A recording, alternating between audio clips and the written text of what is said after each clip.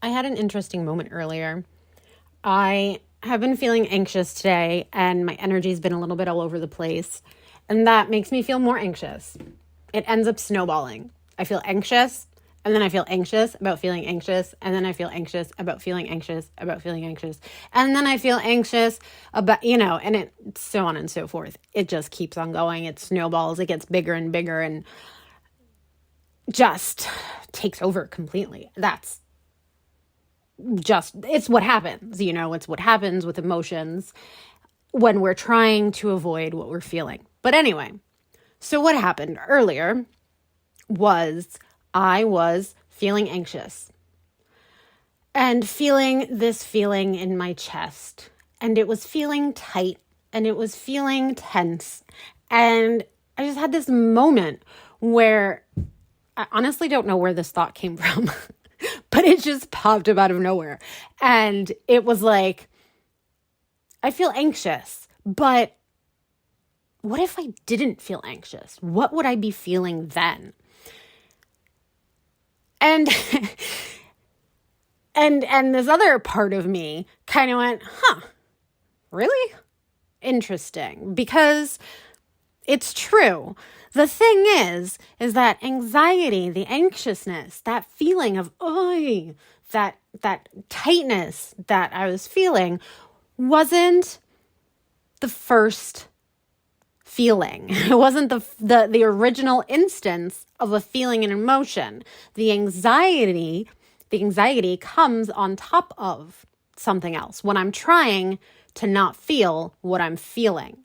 When I am rejecting what I'm feeling, when I'm telling myself I shouldn't be feeling this, doing this, thinking this, whatever, I shouldn't be here right now. I shouldn't be whatever is happening in the moment.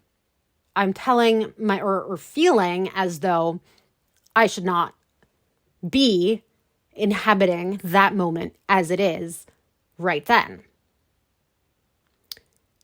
And that thought of, well, what if I wasn't feeling anxious right now? What would I be feeling? To me, what the underlying question to that was, what moment, what feeling in this moment am I rejecting? What if I could accept this feeling in this moment and just allow it to be? That takes away the anxiety. That takes away that tightness, that fighting against what is in the present moment. So what was actually going on that I was trying to reject? You see, the thing about anxiety is that it kind of blinds you to everything else. That is sort of all that you can feel. I know that when I'm anxious, it goes into that snowball, and then I just become this big ball of tight yuck. Eeks. And that's all there is. There's nothing else. So when I slowed down, when I tried to forget about the anxiety and look at what actually was happening, what I saw was I kept telling myself that there were more useful and productive things that I should be doing. I had started the day thinking that since I was waking up early, I could be very productive and I could get a lot of things done. And I had thoughts about what it was that I should get done. Now, the reality of my day turned out to be totally different. And I was feeling as if I had been doing something wrong all morning. I wasn't being productive. I was messing around, just wasting time, not getting anything done that mattered, I was enjoying what I was doing, which is why I kept doing it. That was what my energy felt like engaging in. But it's funny because by rejecting it, by telling myself that, oh my God, I shouldn't be doing this, even though that was the enjoyable thing that my energy wanted to engage in, it also took on a different sort of yucky, heavy, sticky energy. Like I was doing something wrong by following what I was doing. And then even though I wasn't stopping it to do something else, there was heaviness and guilt involved. I guess the guilt coming in there is what makes it heavy and sticky, sort of feeling.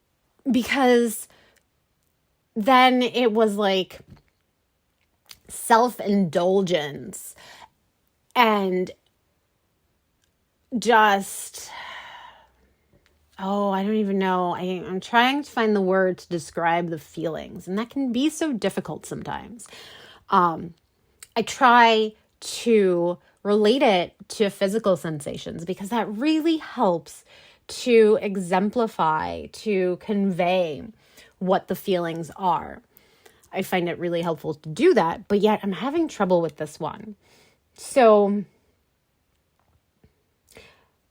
by telling myself that I shouldn't be doing what I felt like doing, I added this layer to it of guilt because I didn't stop doing it. I kept on following the flow of my energy, yet I added resistance along the way. I added guilt, which was sticky, which made the flow of the energy not move well in the direction it wanted to go. So it made that difficult, which made me feel more like I should be doing something else because I was not enjoying myself so much doing the original thing that I was doing.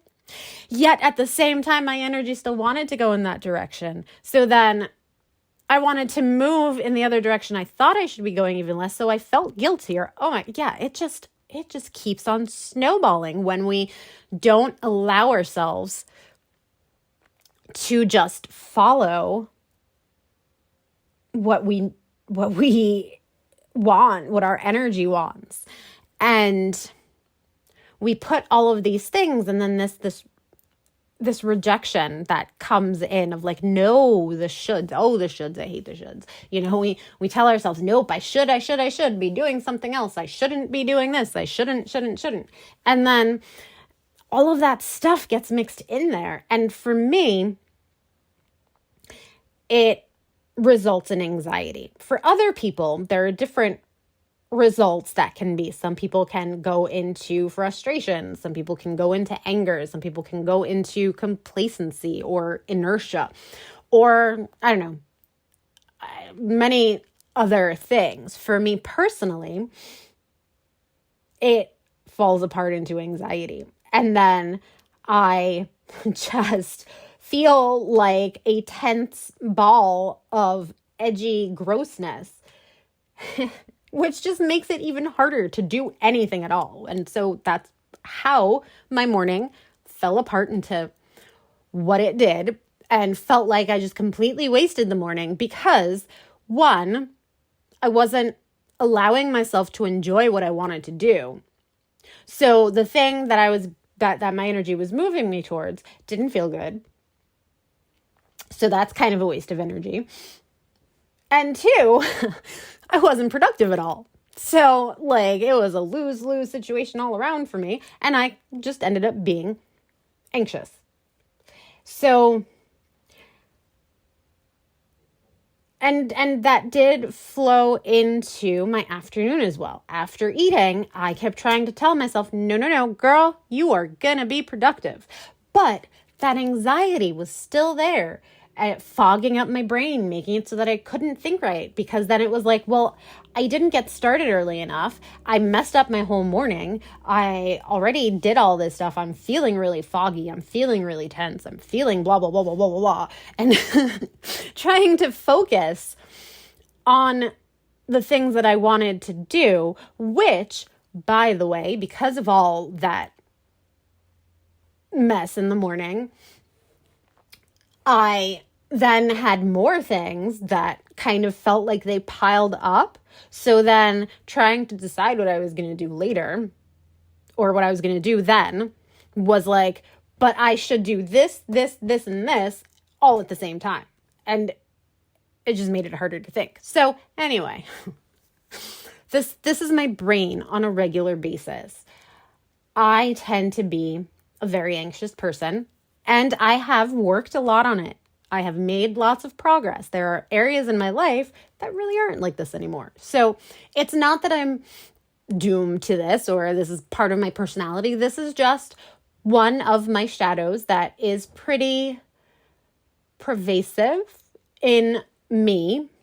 Kind of, I find it in all corners. It's how I have dealt with all aspects of my life. Even I say dealt with, even though it's not a very good solution or good way of dealing with things, but it is my way. It has been my way, and it has been my shadow. And so I have worked through it. I have worked through it on many levels, and I am currently working through it on this level, on this sort of this work level, professional level, business level here, where as I'm trying to do all this, anxiety is saying hello again. We have to work on me here now. But it was so interesting going back to the original story. The main thought of this note is that it was so interesting that it was like, all right, well, if I'm, the anxiety, but the anxiety isn't the bottom line. The anxiety isn't the original feeling. The anxiety isn't what any of this is about. And what if I just stopped? I know, right? It's not what if I just stopped feeling anxious. It was, what if I just stopped rejecting my present moment? Yeah, and I tell you what, that really does make a big difference. It was as if the anxiety poofed almost, it was like, oh, right, okay, relaxing of the muscles of the tension. It was like, oh yeah, okay, right. If I stop rejecting my present moment and I simply look at what I'm feeling for real underneath all of that, oh, okay. The anxiety kind of dissipates. It's quite fascinating. Felt a little bit magical. Now, just a little aside here. I have been getting really deep into my own work. I've done a lot of clearing. So this sort of way of approaching it is where I'm at. Now, if somebody else is trying to look at this in themselves, if you're trying to look at this and it doesn't just poof disappear and you can't see anything underneath the anxiety, that's okay. That's all part of the process. There's, we work on it little by little. It's like a muscle. The self-awareness, the more that you practice self-awareness, the more you learn to candidly and objectively observe yourself, the easier it gets to be to do this sort of thing.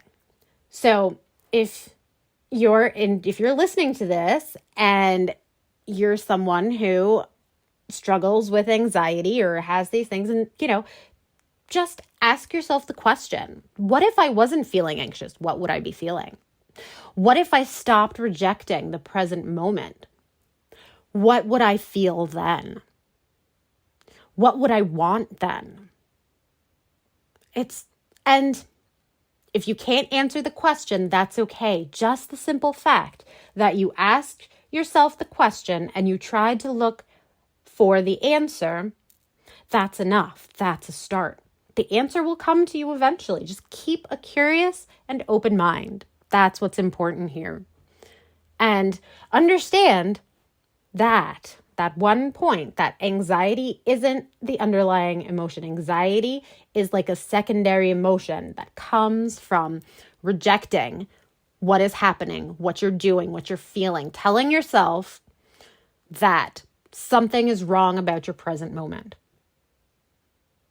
So just keep that in mind and look at yourself curiously.